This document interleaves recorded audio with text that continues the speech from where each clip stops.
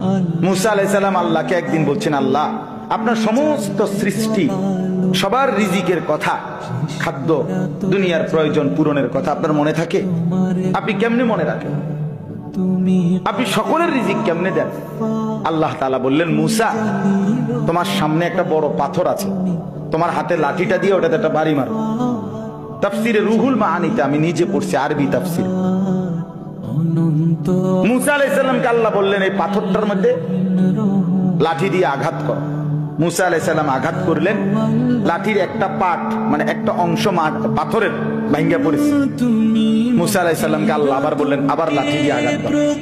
আবার বাড়ি দিলেন, পাথরের একটা অংশ আবার ভাঙ্গা পড়েছে।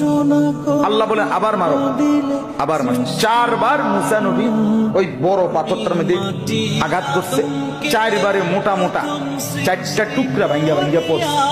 এই 4র্থ বারের পরে এই 4টা মোটা মোটা টুকরার ভেতর থেকে একটা ছোট্ট পোকা বের হইছে।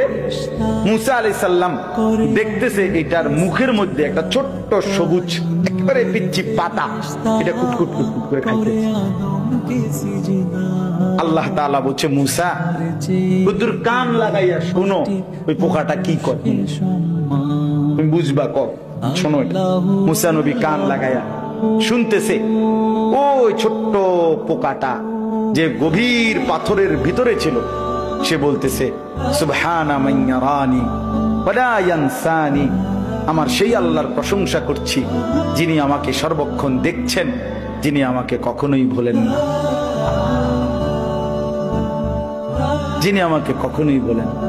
আল্লাহ তাআলা বললেন, মুসা তো এবার দেখো এই পাথর উপর দিয়ে ভাবার কোনো সুযোগ নাই। এই পাথরের 4টা স্তর ভেতরে এই ছোট্ট পোকাটার মুখে সবুজ এই গাছের পাতা যে মালিক পৌঁছায় দিছেন, তিনি কি সকলের রিজিক দিতে সক্ষম না?